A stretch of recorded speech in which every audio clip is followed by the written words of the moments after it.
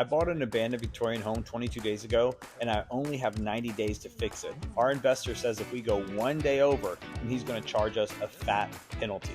In case you missed the last episode, we are already about $22,000 over budget, and the timelines are ever increasing. And I had high hopes that I could get the timelines back on track and the budget reined in until this happened. I left one day, and the next morning when I came back to the job site, I saw this. Now, the good news is that the guys were busting their ass and made a ton of progress. The bad news is I absolutely hated the paint color. It looked nothing like the color that we did a sample on the front porch. And this can ruin everything. But also reputation-wise, I've done a historic house renovation before, and it turned out horribly. I talked about that in the last video. So this one has to be perfect in every way.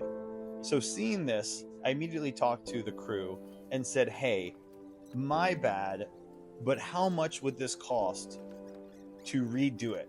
And they figured out their numbers and they said, it's gonna cost $8,500.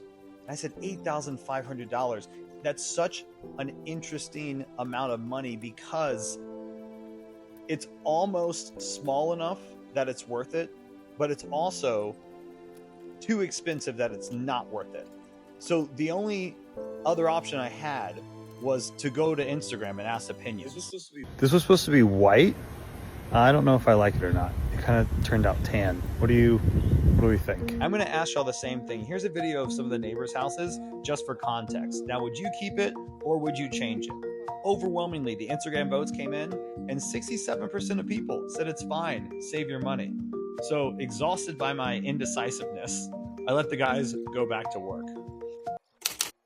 Probably not going to be too happy though, because as you know, we make these videos in real time, and just last night, I'm going to change that ceiling color on the porch to a haint blue, which is a more historic element that we need to introduce in.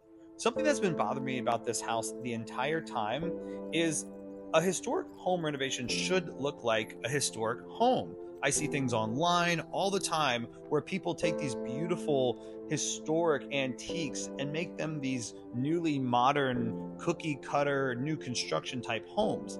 And for some reason, as we were going through this process, it felt like we were doing the same thing here. So that's been on my mind over the last couple days.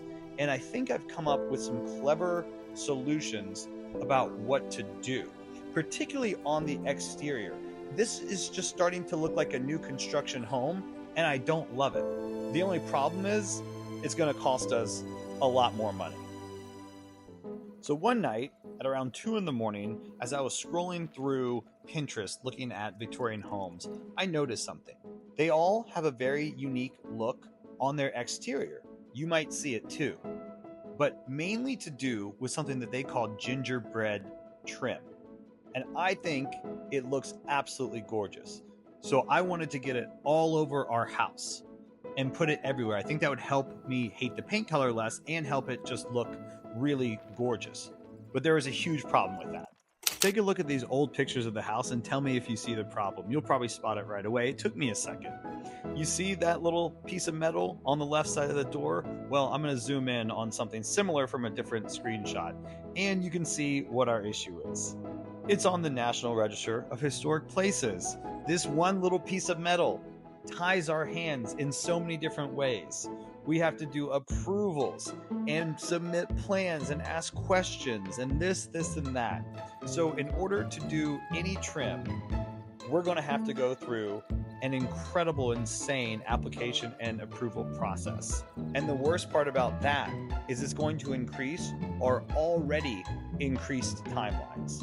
And I'm not sure that if we add trim, we're going to be able to make it on time. But today, I kind of wish trim was our biggest problem. So that's a new crew that started, and I like them. The old crew was kind of taking advantage, so gave them a long leash, and they took it, and they didn't perform. So we got rid of them and brought a new crew in, and this new crew is absolutely killing it, is being absolutely savage on it. Treat them well, they treat me well, we can stay in business together forever, and I wish we could. So I'm very, very hopeful about this new crew. much as it sucks losing people that you were close to and enjoyed working with a lot of the time, the show must go on, if you will, and these timelines are not letting up.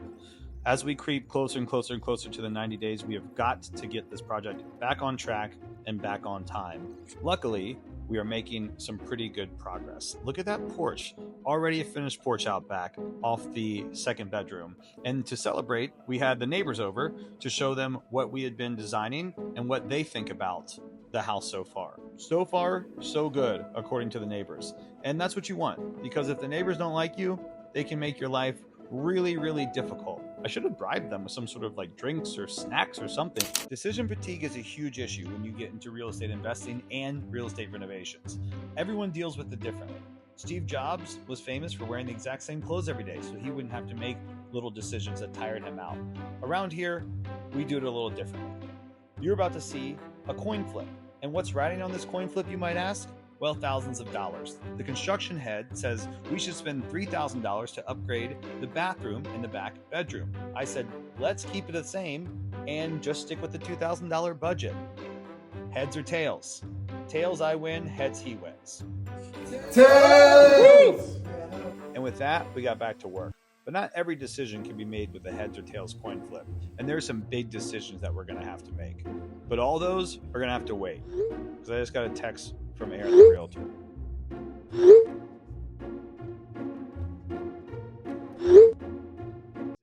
Would you buy a house that two people just recently died in? Well, that was a decision we had to make on Friday. For sale because... Oh God, bless What the heck was that? Oh, it's a... Is it the creaky hinge? Yeah. As a real estate investor, you're always on the brink of some sort of dog attacking you, a pissed off neighbor coming at you with a shotgun, or just some unfriendly ghost that don't want to be disturbed.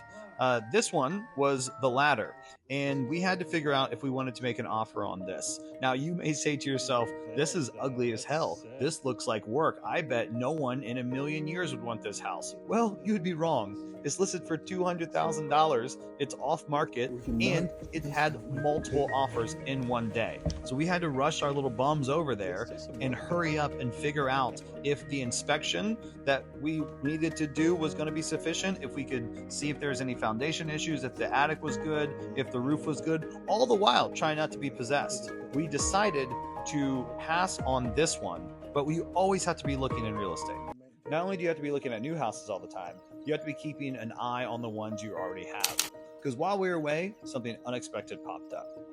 We had originally taken out the wall and gotten approvals that all the structural supports were needed to create an entire open concept. That turned out to be false. I will save you the long story for a different video. However, we had to put our wall back up. I do think that we can save it aesthetically. It is making us even more over budget than we already are. Without having enough budget, this entire project is going to stop. So we are on literally penny pinching, nickel and diming mode with everything around here. When I was just starting out in real estate investing, I did a project where we blew through the budget so fast and had to come to a grinding halt for months and months and months. It made all the profit absolutely disappear from the house, and it made the entire process a living hell. I wish I knew then what I know now, and that would have been to call someone up and get advice, not just for tactical advice, but also for some moral support. Because having the moral support allows your mind to think not in the Maslow hierarchy of needs so much. It allows you to do high creative problem solving thinking, which leads to better results. I would have absolutely hired a coach and had him or her take me through my mindset shift if I was having a problem, and it would have been worth every penny. That is something that I do now for people. I have a couple little coach students, and it's doing amazing. We're having so much fun, and they call me when they need me. 1 hour of my time, $200, very simple.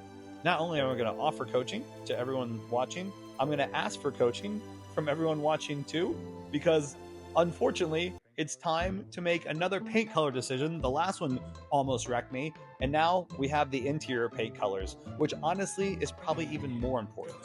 3 or 4 more. 5. I'll let you help me decide if you want to. The one on top has some strong yellow undertones, and the one on the bottom is called Greek Villa. That's a piece of trim, just for reference. While we're deciding, we decided to let them mud and to prep, because they are ready and raring to go. And once again, our timelines are ticking down every day. What I want you to look at here is the closet. Do you remember that trunk room that we have? If not, you can go back and watch the first video where I introduced this entire project, but we had a trunk room that we didn't know what to do with. Now we fashioned it into a closet, which I think is going to look absolutely gorgeous. It maintains the antiquity of the trunk room, it maintains the history, but it also gives you the modern elements that you need in a house, which is a huge closet. For all this American consumerism, I'm just teasing, I'm here for it, is I don't know how to make the doors look chic and cool. Do you put glass doors on a closet in your master bedroom to your closet? Do you do like some sort of sliding door? I don't know. We have to figure that out, because it can really make or break the room.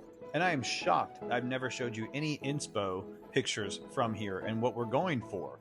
So this is the inspo for the closet. Now, a quick caveat on this. This is a screenshot from a Victorian home renovation from a rich person. So we're not rich people. It's not going to look like this. But we're trying to go for like a Temu version of this so we can keep it affordable. Here's some other inspo though. This is kind of the bathroom vibes we're going for. What Aaron the Realtor calls it is French contemporary. Strong molding on the ceiling and strong trim, strong crown molding. This is the living room. Just very light, airy, but also rich. We're going for rich without actually being rich. You know what I mean? And this is my favorite picture by far, is this kitchen picture. And I do have something very controversial to say about this kitchen. I saw on Instagram these two guys that were very fashion forward and all their stuff looked great. But one of their biggest pet peeves was being able to see appliances in a kitchen. I have never once thought about appliances in a kitchen and if you should be able to see them or not. Well, spoiler alert, you're not supposed to be able to see them. The guys think it's trashy. And now, every time I look at a kitchen, that's all I can see is trashy appliances. So we're going to try really hard to hide the appliances in this kitchen. And I don't know if y'all like that idea or not, but I think that it should be cool if we can afford it. Let's do a quick little budget recap. At the beginning of this episode, I think we're at about 122,000. Mind you, we only had 100,000 to start off with. But throughout this episode, we've easily tacked on another 10 grand. But the biggest expense is yet to come, because I am an idiot. You're gonna see this idiot face right here. This is the face of someone that realized that they just fucked up majorly. Okay, look at this. This is a picture of our house. Do you see this driveway where we're painting the sides of the house? That's the neighbor driveway. Where's our driveway, you might ask? That would be a really good question. Because, spoiler alert, we don't have one. Well, we do, but we don't. We have a shared one with the other neighbor on the left. I completely forgot about that.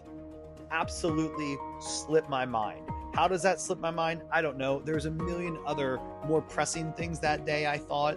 But I probably should have put that on a post-it note or something somewhere, because that's a big damn deal. And if we can't figure out how to maneuver a driveway somewhere, that could cost us up to $50,000. And if that's the case, then none of this project is worth it, and there's absolutely no profit.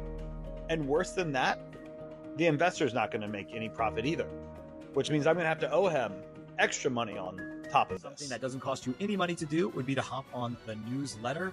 I have to write it. I haven't written it yet, but it is going to be fun. It's going to be about house flipping, this journey about renovating historic houses